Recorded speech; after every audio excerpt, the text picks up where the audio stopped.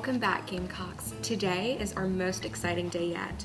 I have a special guest with me, Mrs. Patricia Moore-Pastides, the First Lady, and she is going to be showing me how to cook a few recipes out of her cookbook, Greek Revival, Cooking for Life. You got started and what interests you?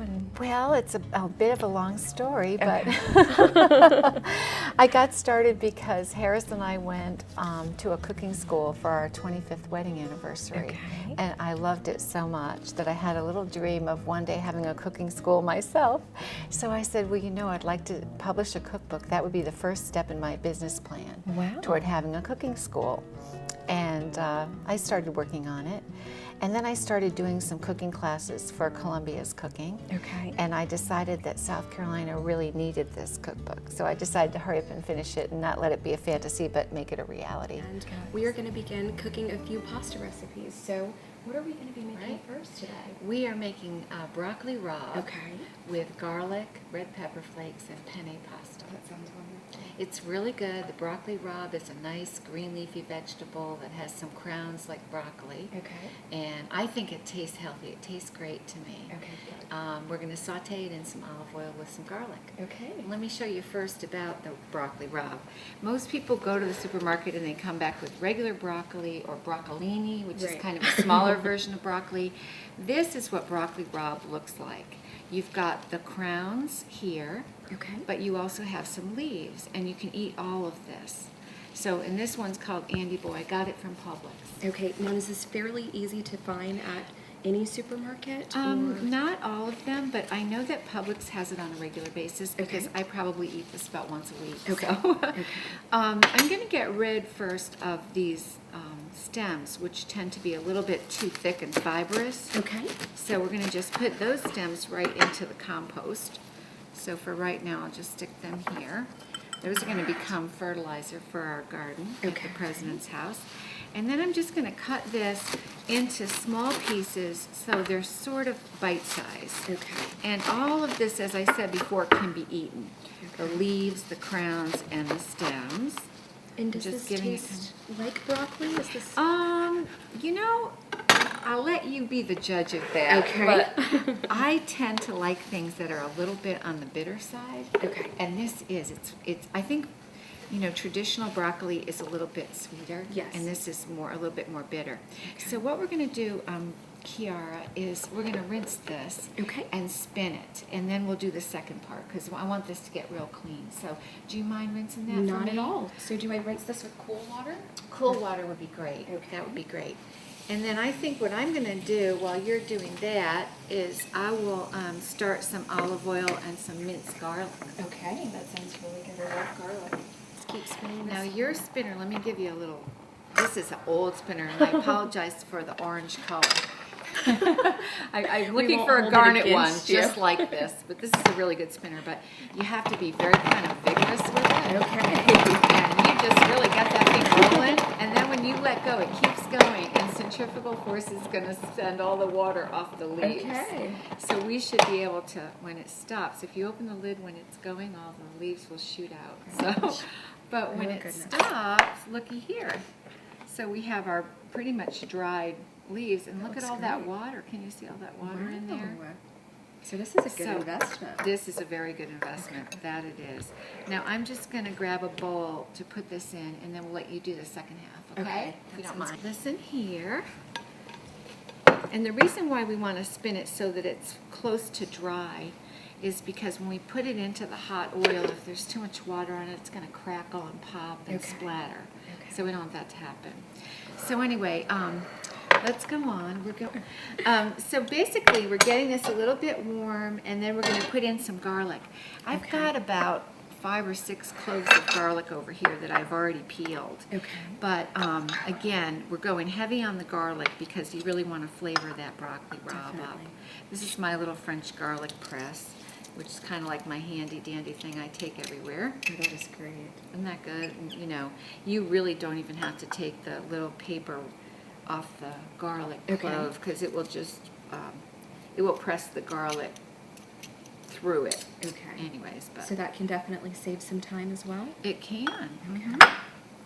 It's always a nice trick to know. Would you like to put the rest of these in here? Definitely. And I'm going to, I think I'm going to check the pasta. Okay, that sounds great.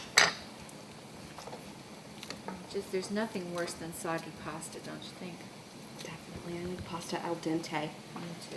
Yeah. I'm going to try and get one of these and see how it is. This garlic smells really, really good. We're going to have, I think it's ready. Okay. We're going to have the whole Discovery Kitchen smelling like garlic. And the whole building. I don't mind the smell of garlic at all. And would you like me to keep pressing while you drain the pasta? That would be great, yes. You can put all that in there. You could. The other thing that the president and I have started to do is we put this on top of our pizza. Wow. So this has been a way for me to help him move from heavy cheese pizza to something that's a little bit more healthy. That's correct. You know. So yeah, and it's been fun. So I get my dough down at Publix. They make those dough balls. You buy them in where the cakes are in the refrigerator part of the cakes.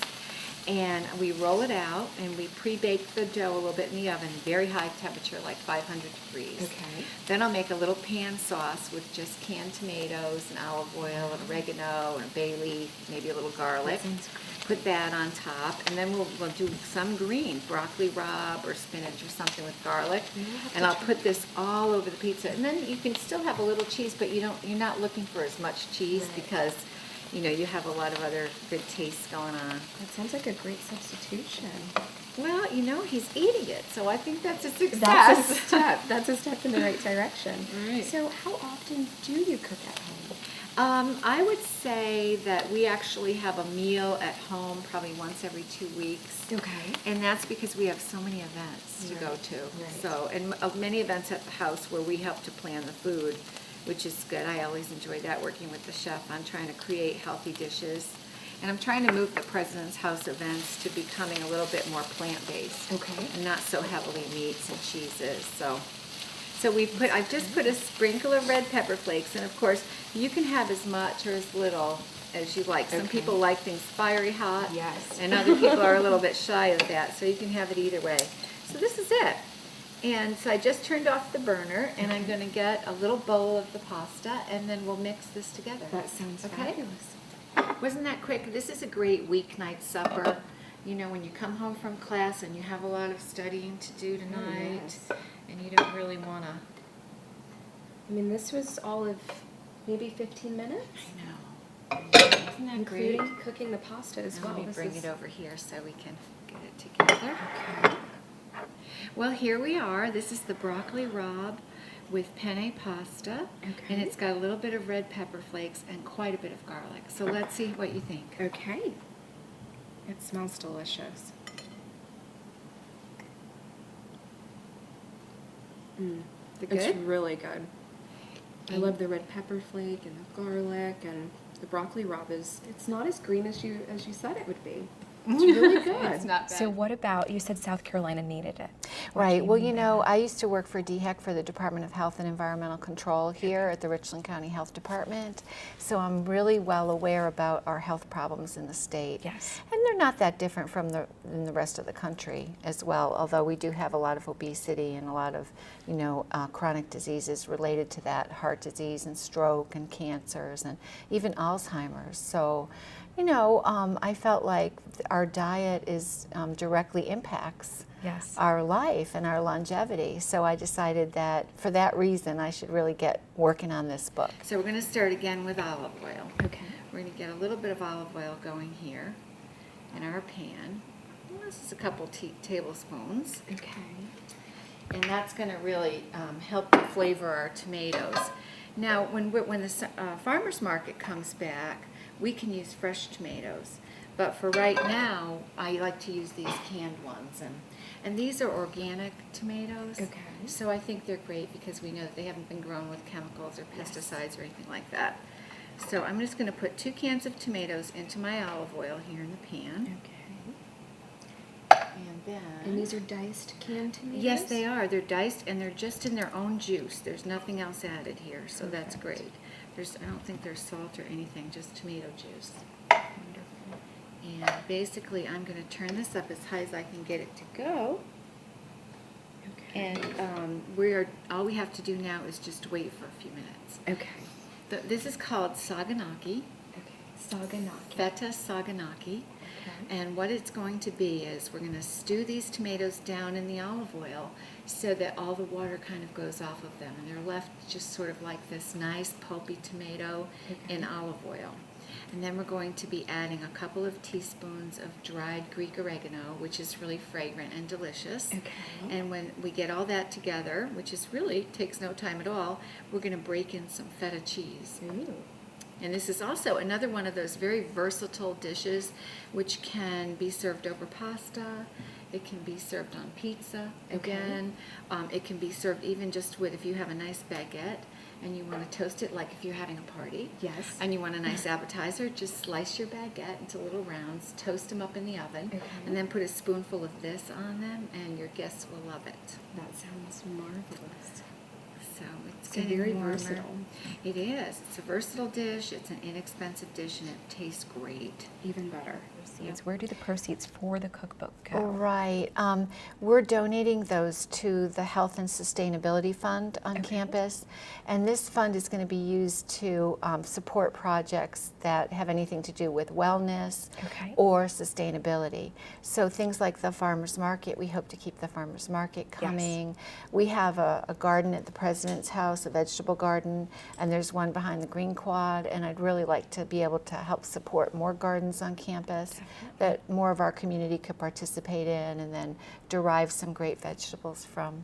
But I'm going to put quite a bit of oregano in here, probably the equivalent of about 2 teaspoons. Okay. And you just measure that in your hand? Well, yeah, you can, if you want to use a teaspoon, you can. But, and I'm just going to give it sort of this little bit of crumble, just to break it up. And sometimes in Greek oregano, there's little stalks. Okay. So that helps to break those up too. Oh, it smells so Doesn't that smell nice? It does. So this is right about how this is supposed to be looking. Okay. And I'm going to turn off the heat because the feta cheese doesn't really need to cook. Okay. But and I'm going to show you this feta cheese. There are a number of different ones on the market, but I've kind of settled on this one. It's called Vigo. Okay. And it's actually a feta cheese that's coming out of Bulgaria, but it's made from sheep's milk. And I just love the flavor of it. Okay. Now, is this richer than It's most other actually, varieties? you know, when you say richer, I assume you mean fattier. And I always think of sheep or goat's milk products as being not as fatty as cow's milk because, you know, the way we raise the cows, we keep giving them, you know, we keep fattening them up and making them bigger. Whereas if you think about a sheep or a goat grazing on the, you know, on a hillside, they're pretty lean animals. So this is packaged in a brine, and I'm going to just pour off the brine, and we'll see what the feta looks like. And we'll use the lid for that as well. This is our feta. That looks beautiful. And I'm going to break it up, but I'm not going to break it tiny, tiny. Okay. And you know, some people buy already crumbled feta cheese. That's kind of a waste of money. Okay. Because they charge you more for crumbling it for you. They do. Which only means that it gets drier and loses more of its flavor by the time you buy it. So the tip for this recipe is to crumble your own crumble cheese. your own feta, please. Yes, you definitely don't want to waste your money on pre-crumbled feta. Okay. Say that a few times, right? Yes. Now, why don't you stir that around to blend it, and I'm going to wash my hands. That would be my pleasure. If you don't mind. And we are just going to go back to our pasta, and we're going to make a nice little bowl of feta saganaki over pasta. Okay, feta saganaki. Say that a couple of times fast. It's a tongue twister. After you. Okay, thank you so much. You're welcome. Don't burn your lips now. That's still a little bit.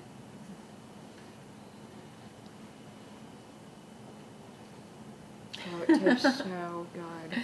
Oh, I wish you all were here to taste this. Oh, Oh, it's so good. And the tomatoes taste so fresh. Yeah, and there they were in the can, so that's good. If we made them taste fresh, that's really a good thing. And what do you think? I think you've outdone yourself. This is phenomenal. Thank so you. Good, so good. And it's so easy. Well, I'll tell you one more secret. If you happen to have a little bit of this left over and a little bit of your broccoli rabe left over, Put them together. Oh, wow. They're great. Taste Okay. great together. That sounds so good. So you get a little bit of the green Mhm, mixed in with the mhm. tomato and the cheese. Mhm. It sounds wonderful. My goodness. Well, thank you so much. Those are 2 quick, easy pasta dishes that anyone can make. And it's super inexpensive, it's time friendly, and it's healthy. So here's to promoting a healthier lifestyle. Great. Thank you. And I mean, your passion just, it truly shines through. And today, cooking with you was such a pleasure. So can we expect another cookbook anytime soon? Well, I can't promise it'll be soon, but I do have an interest in doing another one.